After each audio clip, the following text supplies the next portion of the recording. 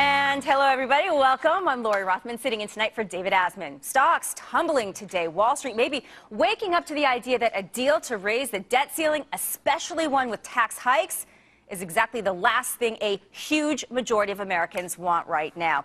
The fact that Americans don't want a deal is hanging over the White House talks like the absolutely giant elephant that it is.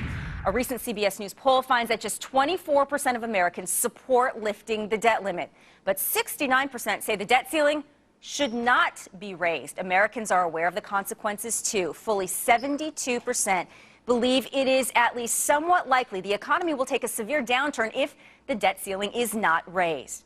Americans clearly do not want more spending no matter what. The president is not listening. I'd rather be talking about stuff that everybody welcomes, like new programs or the NFL season getting resolved. Or unfortunately, this is what's on our plate. Republican Congressman Ron Paul says everybody does not welcome new programs. He is running for president, and he has his own solution to the debt problem. Welcome, Congressman.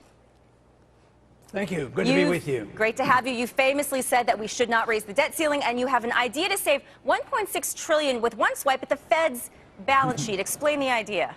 Right. We're over the debt limit, and they're worrying about it. And I said one solution, if we wanted to get serious and get down to business in the next year, do all the work we should do, we could get a reprieve because we owe $1.6 trillion to the Federal Reserve.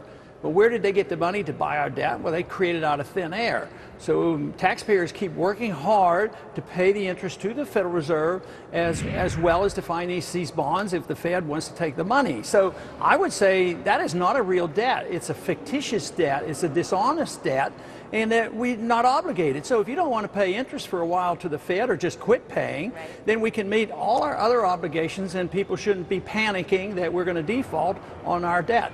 But it isn't fictitious debt, Congressman, if you consider that liquidity is in the financial markets. And so if you wipe off the bonds and other assets off the Fed's balance sheet, you still have all that money, right, that's being hoarded by the banks. And at some point, it's going to be lended out. And then you have a big problem with inflation, don't you? Well, this doesn't change it. It stays the same. The Fed is not about to call that money back in. They said, oh, when are we going to end QE2 and when are we going to downsize our balance sheet? They're not going to do that. But the Fed needs to have those, maintain those bonds so that if it does need to call that liquidity out in inflationary times, it can do that, to sell those bonds back into the financial marketplace. All they have to do is raise reserve requirements, and they would accomplish the same thing. So, you don't have to do that. But what I'm exposing is the fiction of the Federal Reserve on how they buy bonds and what do they do with the interest and why we owe them money and why they contribute to the total debt of the country. And it's not real debt in the sense that if you own the Treasury bill, that's a lot different. Or if the Chinese owns a Treasury bill, yes, if we default on that, that's going to raise some eyebrows. But the Federal Reserve is quite different. I mean, this is debt that they were able to buy out of thin air.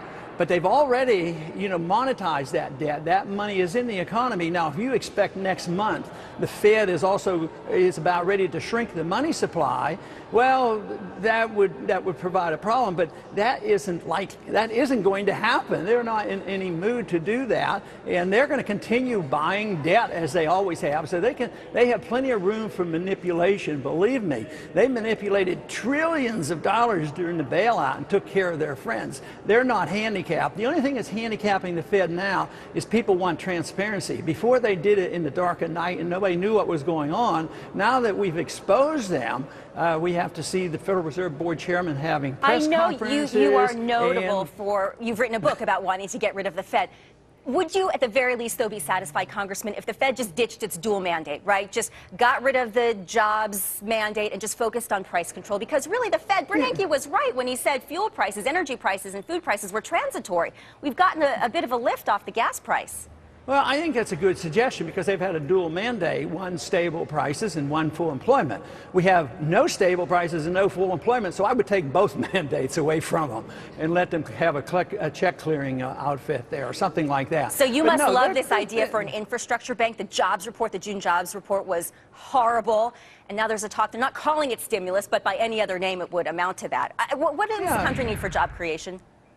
Well, what you need to do is change everything that we've been doing. We have too much spending and too much taxes, too much regulation, too weak of a currency, and we're doing all the things wrong. But the most important thing that we're doing wrong and devastating thing is we don't allow the correction to occur. We don't allow the liquidation of debt. We prop up all the mistakes. We buy the bad debt. Where the banks that held this bad debt and these derivatives, they should have all gone bankrupt. Instead, the taxpayers got stuck with them.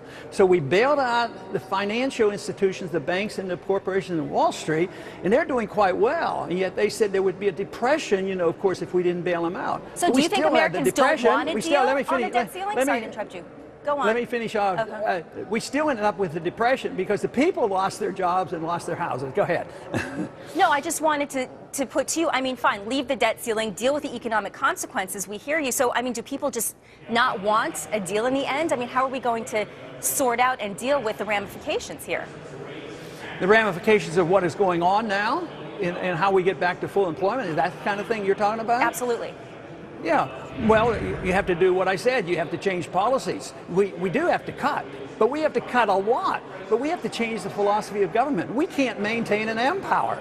As long as we think we can do that, we're on the way. I mean, we are literally and technically bankrupt. We can't pay our bills and we don't have enough income. The only thing that keeps us going is counterfeiting our money. And the people, even today, people were buying dollars because there's nothing else out there other than gold. So yes, the dollar is still providing funds, but we're counterfeiting the money. But we're defaulting because the dollar's going down in value when you look at your prices. The government, our government defaults all the time, and we're going to continue to default. But the way we're going now, though, it's going to be much, much worse than if we raise the debt limit. It's going to be much worse than us biting the bullet and saying we need to change our attitude. We have to look at this. We have to change our way. We'll have to leave it there. Thanks for engaging us, Congressman Ron Paul. Appreciate your time. Thank you.